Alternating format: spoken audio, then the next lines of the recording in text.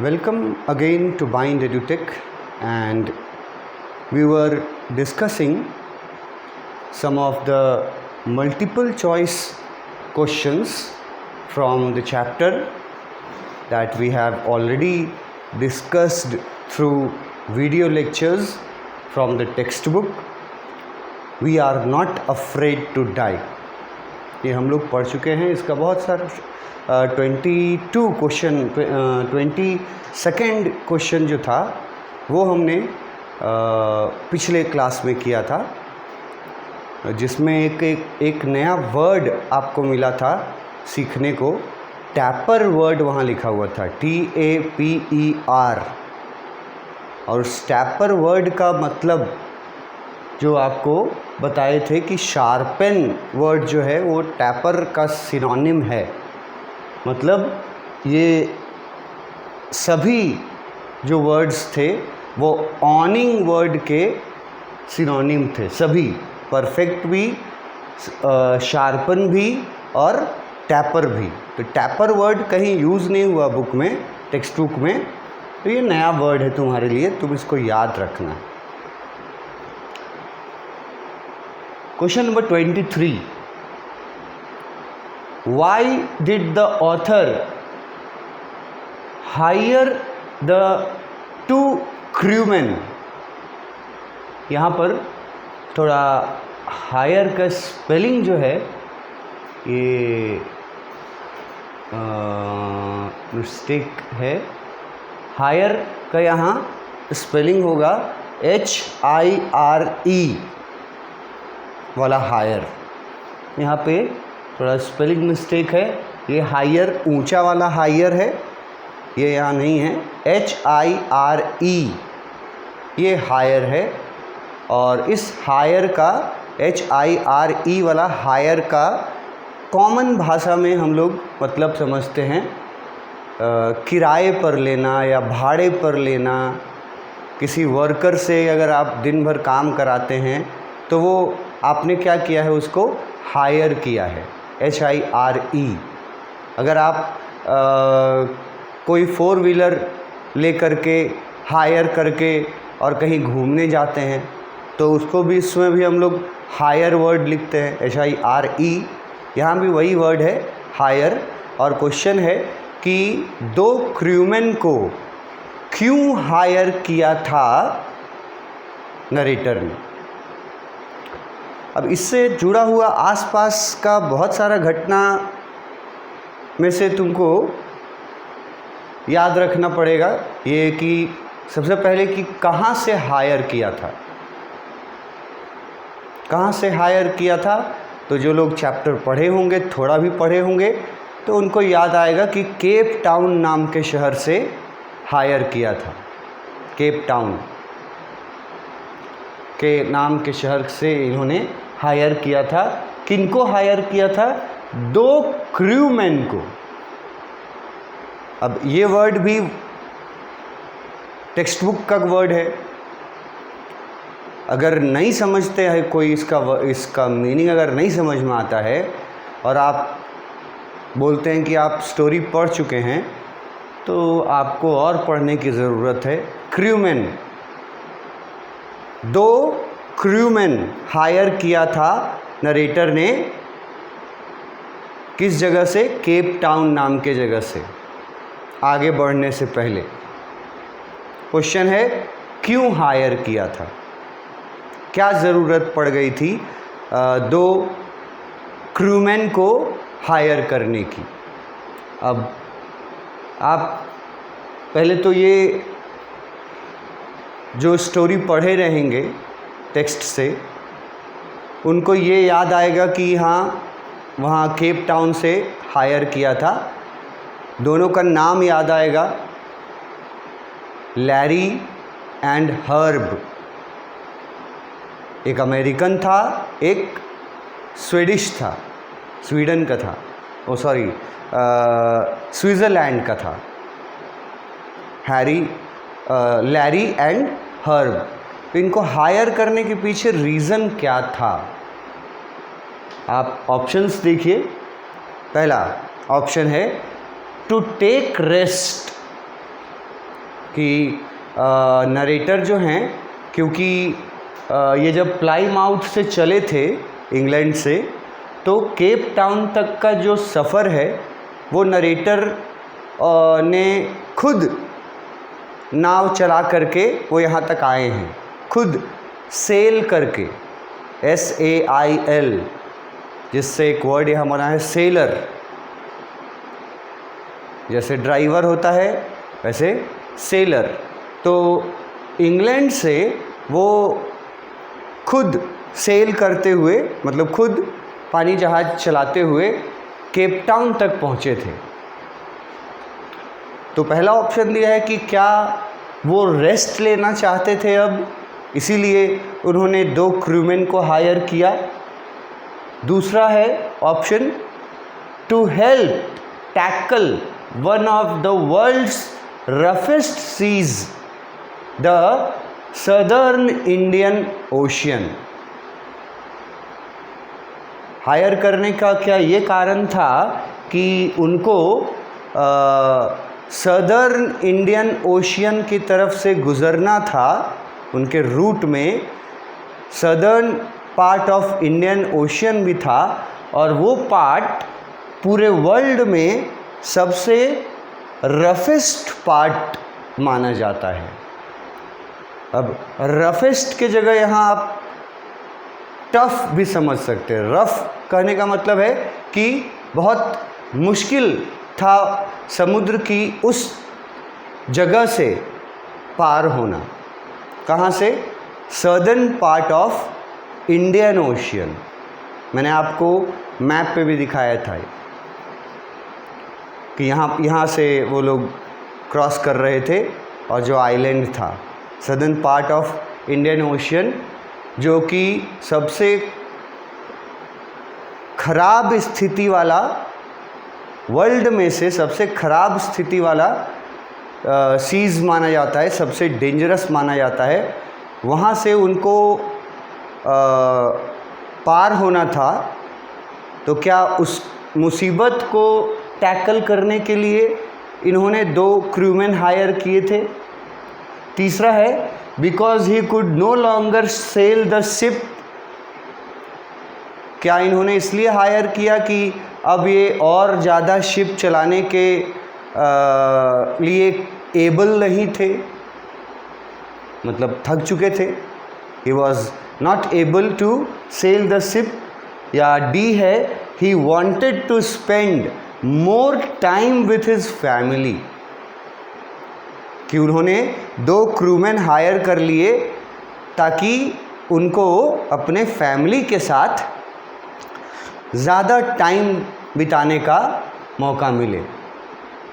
तो 4 ऑप्शन हैं जो स्टूडेंट, ये क्वेश्चन जो है वो टेक्स्ट बुक से पढ़ने वाले स्टूडेंट्स सबसे पहले, सबसे जल्दी और सबसे सही आंसर चुनेंगे। अदरवाइज़ अगर अंदाज़ा लगाएगा कोई तो अंदाज़ा बिल्कुल गलत लगा सकता है, क्योंकि बाकी ऑप्शंस भी बहुत मैनेजेबल हैं, मतलब हैं, वो भी तो रीज़न हो सकते हैं। अब टेक्स्ट बुक में ये क्वेश्चन जो आपने यहाँ देखा, इसको कहाँ से दिया गया है, कहाँ हायर किया, वहाँ पे तो लिखा हुआ होगा कि क्यों हायर किया था। लिखा होगा अगर तो मैंने पढ़ाया भी होगा। तो पहले उस पार्ट में चलते हैं जहाँ ये पहुँचते हैं केप टाउन, और केप टाउन में जा कर के ये हायर करते हैं 2 क्रूमैन। वहाँ अगर तुम उस पैराग्राफ को हम पढ़ा चुके हैं, वहाँ पे तुमको ले चलते हैं, वहाँ पता चल जाएगा कि क्यों इन्होंने हायर किया था। आंसर वहीं से मिलेगा। यहाँ देख लो, इन दोनों को हायर किया क्यों? क्यों का आंसर देख लो, help us tackle one of the roughest seas, the southern Indian ocean. ये आंसर है ना यहाँ कि क्यों हायर किया था। टेक्स्ट बुक से पढ़ा हुआ रहेगा तो क्यों हायर किया था में कोई इफ़ बट तुम्हारे मन में नहीं आएगा कि क्या रेस्ट लेने के लिए हायर किया था, या अब वो अपने फैमिली को टाइम देना चाहता था इसलिए हायर किया, ये सब तुम्हारे मन में नहीं आएंगे ऑप्शंस। तुम अगर पढ़े हुए रहोगे, टेक्स्ट बुक से डेप्थ से पढ़े हुए रहोगे, तो तुम बहुत इजीली ये आंसर चुन लोगे। सी और डी पढ़ने की ज़रूरत नहीं पड़ेगी तुमको, उनको, जिन लोगों को जो टेक्स्ट बुक के थ्रू पूरा चैप्टर पढ़े हों, एक एक वर्ड, एक एक वाक्य का मतलब समझते हों चैप्टर में। वैसे लोग ये वर्ड, ये वाला लाइन जैसे पढ़ेंगे ना, तो उनको याद आ जाएगा कि हाँ यही बात था, वहाँ सर बताए थे कि इंडियन ओशियन का सदर्न पार्ट दुनिया का सबसे डेंजरस ओशियंस में से, सीज़ में से था, तो उसी पार्ट से गुज़रने में हेल्प के लिए इन्होंने 2 क्रूमैन हायर किए थे। अब इससे जुड़ा हुआ क्वेश्चंस इजी और आ सकता है, जैसे पूछेगा कि वो 2 क्रूमैन कौन थे, नाम, पूरा नाम, तो पूरा नाम याद रखना। बहुत सारा नेम्स दे देगा, 2 क्रूमैन का नाम पूछ सकता है आपसे। एक है लैरी विजिल और एक है हर्ब सिजलर, और फिर उनका नेशनैलिटी याद रखिएगा। वहाँ से भी क्वेश्चन हो सकता है कि एक अमेरिकन था और एक स्विस था, मतलब स्विट्ज़रलैंड का था, और ये दोनों प्रोफेशनल सेलर्स थे। अगर पूछेगा कि ये कौन थे, लैरी और विजिल कौन थे, तो दे वर प्रोफेशनल सेलर्स।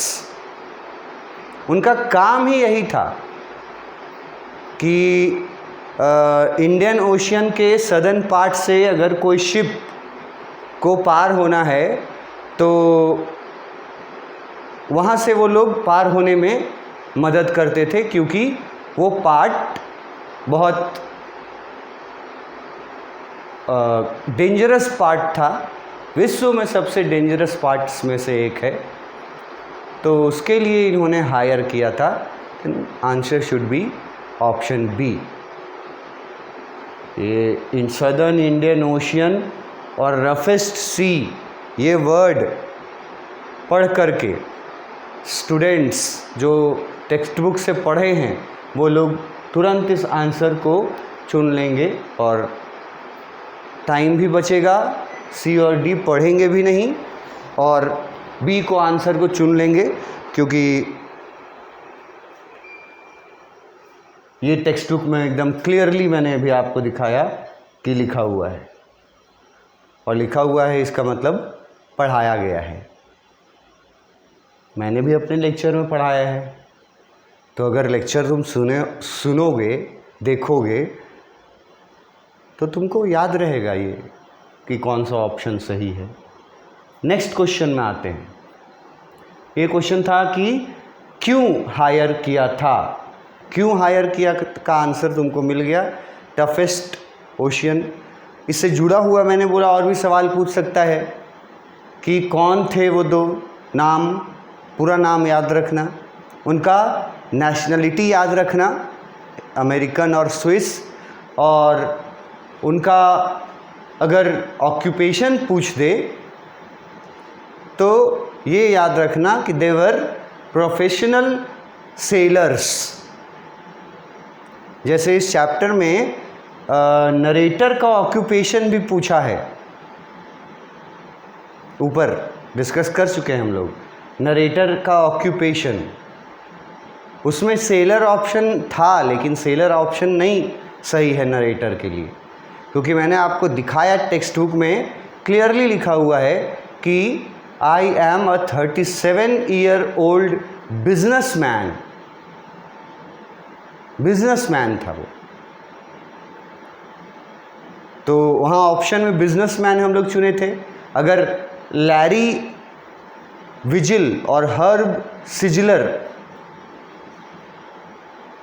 के लिए पूछ दे कि ये लोग का क्या ऑक्यूपेशन था, तो उसके लिए सेलर ऑक्यूपेशन आप चुनिएगा। दे वर प्रोफेशनल सेलर्स।